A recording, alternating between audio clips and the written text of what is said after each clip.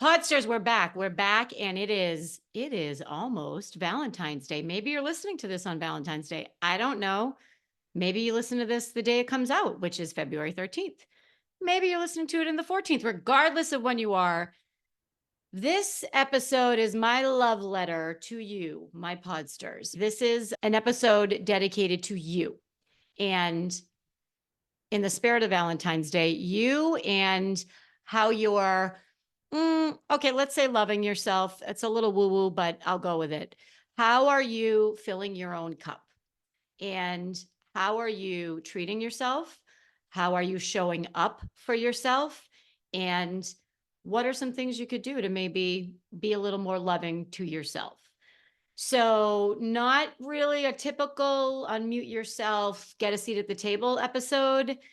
And at the same time, I think it's important because I think how we show up for ourselves impacts how we show up for others and impacts how others treat us. So let's just take it away. Let's just do it. So there's an expression out there, and it is called, well, it's not called, it's you've heard the expression, if you have to put on an oxygen mask, put on yours first and then help other people. And I'm going to call that one out. Because if you have children, if you have someone you care about, if you are with a parent, a spouse, a friend, what are the chances that you're actually going to put your oxygen mask on before theirs? It's not intuitive. It's not intuitive, so I don't think it's realistic to take that advice, which might work very well on an airplane, and it makes sense. You have to make sure you can breathe before you can help anybody else.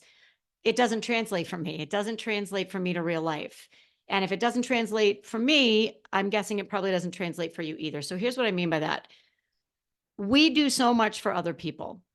And as partners, as leaders, as friends, as sisters, brothers, any relationship you're in, or most relationships that you're in that are, serious or legit relationships, you probably do for others. You do for that person. You think about them, you watch out for them, you take care of them. So the danger comes when we care more for other people than we do for ourselves, or if we are kinder to other people than we are to ourselves, or if we speak more kindly to other people than we do to ourselves. Think of some of the things that you might say to yourself when you're having a bad day or when you're down on yourself, and ask yourself if you would say that to your child or a friend. I got advice a long time ago and I've shared it here. Would you speak to your daughter or your young daughter that way? And at the time, I related it to my young nieces. And shout out to my nieces, squirrels, hello girls, chickens. Sorry, I call them chickens. So would I speak that way to the chickens? I probably wouldn't. So if one of my nieces came to me and said, how do I look in this outfit? I wouldn't say, you look fat and disgusting. Go put something on that's more appropriate. Probably not. What I would, but I would say that to myself. Or I would say, who do you think you are, to myself? Would I say that to one of my nieces or my granddaughter? Absolutely not. So we have to be really careful with how we're speaking to ourselves. But before I get into that, the reason why this episode is even top of mind is because Valentine's Day can be tricky for people who aren't partnered up. And I wasn't partnered up for many, many years. And even when I was partnered up with some of those partners, I wasn't really partnered. It wasn't a partnership. So there's a lot of talk around Galentine's Day and a lot of women getting together who aren't in relationships. And I think that's awesome. I think that's very powerful. And I love seeing some of the super fun things that are out there for women who want to get together on this holiday that's typically meant for couples, or friends that want to get together on this holiday that's typically meant for couples. What kind of doesn't sit great with me for this is that you are all you have.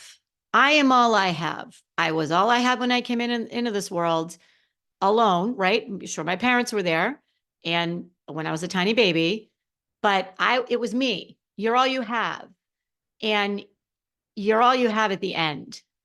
So your relationship with yourself and how you treat yourself and how you fill your own cup. I'm going to say that a lot in this episode, and how you make sure that you are putting your needs where they need to be. Sometimes they're first, sometimes they're second.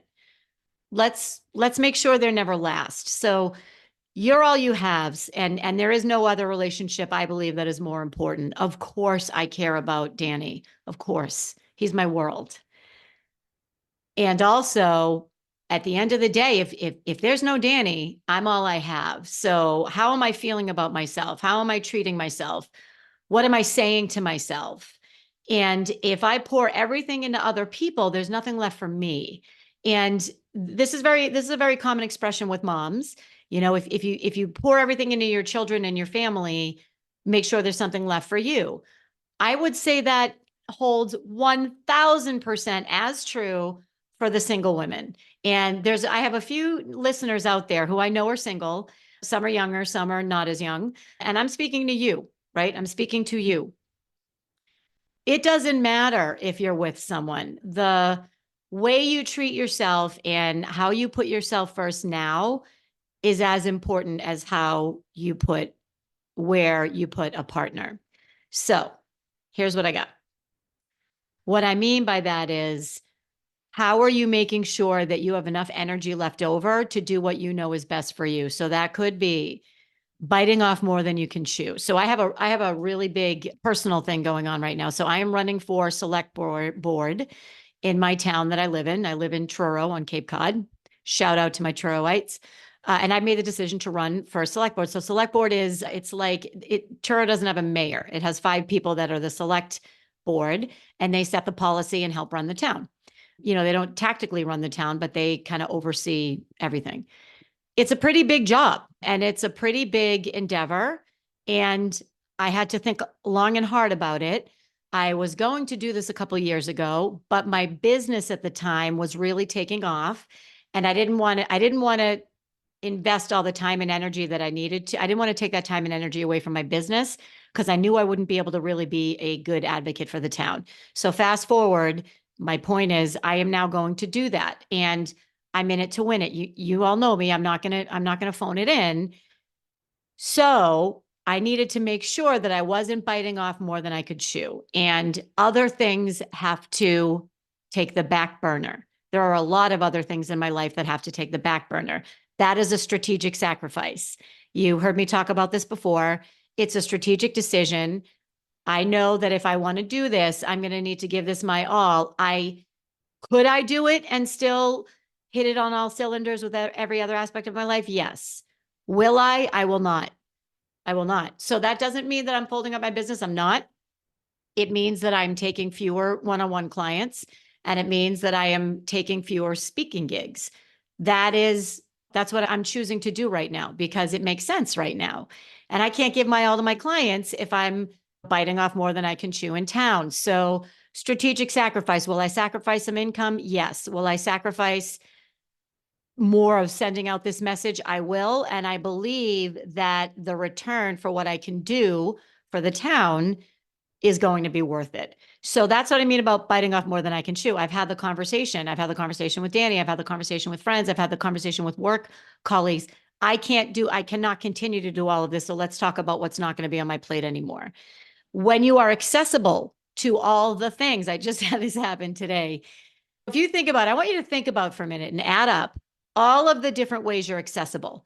Instagram, DM, Facebook, DM if you're on Facebook, LinkedIn, DM. So that's 3. I'm on Voxer. I like Voxer. That's 4. Microsoft Teams, that's 5. Email, that's 6. Phone call, that's 7. So at any given moment, there are 7 ways that somebody can interrupt my train of thought. There are 7 ways that somebody can jump into my flow. And there are 7 ways that people can ping at me and ping at me and ping at me. So I need to manage that. And this just happened today, and I can feel it. Like I can feel myself saying, if this phone goes off one more time. So I turn it off. Today I turned it off for an hour. Over the weekend, I might turn it off for a couple hours. Some of you out there, I know, turn it off for a day. I bow to you because that's pretty incredible. So it's managing your accessibility. How are you accessible and to whom are you accessible? I've talked before, I'll say it again, about my phone shuts down automatically or it goes into silent automatically every night at 8:00. And it doesn't turn on again until 8 in the morning. And there are people that can break through that. So there are family members that I will be notified if they're trying to reach me. But for the most part, and it's set it and forget it. So I'm forced, without my recollection sometimes, that the phone goes off so that I can kind of decompress a little bit. So when I talk about how are you filling your cup, you can't fill your cup if people are always banging that cup and there's stuff coming out of it. If picture like a event you're at and you have a glass of water and people keep bumping into you and the water comes out of your cup, that's no good. So step aside, step out of the chaos for however much time you need. It might be 15 minutes. Just step out for a second. Another way that I fill my cup is to make time for people who make me feel really good. So I know, Podsters, that there is someone that whenever you hear their name, you just get a big smile on your face. And if you're lucky, there's a few or several. Are you making time for them? Are you going out of your way to seek them out? I love when I see someone I haven't seen in a long time who really brings me joy, one of those people who puts a huge smile on my face. And I think to myself, boy, that's a shame that I haven't reached out to them more. So who are they? Because they will help you fill your cup. Just being around them will help you feel better, be better. And if you are one of those people that makes other people feel that way, I hope you know that. I just hope you know that. Getting a little choked up over here. Overcommitting, we talked about that. Biting off more than you can chew. So let's go back to overcommitting. So by that I mean overcommitting with social events. I am a social person. If there are 5 parties in one day, I will try to make all 5 parties. I'm an extrovert. I love being out. I love talking to people. Where I get in trouble is when I say yes to everything on a weekend. And that used to happen a lot. And I've gotten a lot better about it. And we talked about that around the holidays, around setting boundaries, around, gosh, I'd love to see you. I'm a little more busy than usual these days. Can we do it at a time when we can really make sure that we're connecting? For me, it's, I'd really love to make sure that I can give you my full attention. And right now I have a lot of priorities. Can we try to talk in a few weeks or whatever the case may be? You can wordsmith it however you'd like. And by the way, in my new book that's coming out, Change the Conversation, Change Your Life, you can get on the wait list for the book or the pre-sale list for the book. There's a link in the notes. I provide scripts for that, scripts around boundaries and scripts around taking back your time and your energy and things that you can say. So try to be mindful of the overcommitting, especially this time of year, because this is when everything we put off until after the holidays is coming back to haunt us. Another way for me to fill my cup is to be disciplined in what I know works for me. And I'm going to give you one example. So that's my bedtime routine. I'm not talking about washing my face and putting on my bougie moisturizer that I love to sleep in. It's making sure, and I had to do that a couple of times this past week, making sure that I'm not living in the moment and not doing what I know is best for me for the next day. So, that minute of dopamine, binging on a Netflix series. By the way, I just finished American Nightmare, I think it's called, on Netflix. It's 3 episodes. And this was a big deal for me. So I was halfway through the second episode and it was 10 o'clock or 9:45 p.m. And I said to myself, Nancy, I know you. You're going to sit here and you're going to watch the rest of this. And it's going to be 11:30. You're not going to fall asleep till 12. I need to go to bed early. So I paused it and I went to bed and I was so proud of myself. So it's not just the being disciplined and knowing what you do, what to do to fill your cup. It's the satisfaction that comes from honoring your own boundaries and honoring what you know you need to do. Like, to me, that meant, okay, I'm important to me. So I'm going to not live in the moment here. And I'm not going to forsake what I know works for me for what works for me right now. It's pretty powerful. It's pretty powerful. So for example, like I know if I head up to bed at around 9, I'll probably be in bed by 9:30. I love to read. I love to read fiction and I'll fall asleep reading my Kindle, which is great. I love that. It's a perfect night for me. And I know that if I do that 3 or 4 nights in a row, I am going to be on top of my game. I'm going to be happier. I'm going to be more rested. And doing it and honoring that and sticking to that, really, I'm proud of myself. That's what it is. I'm proud of myself. So what do you know that we don't like the word should here? What do you know that you could be doing to fill your cup that you're not doing and that maybe you would like to do? Think about that.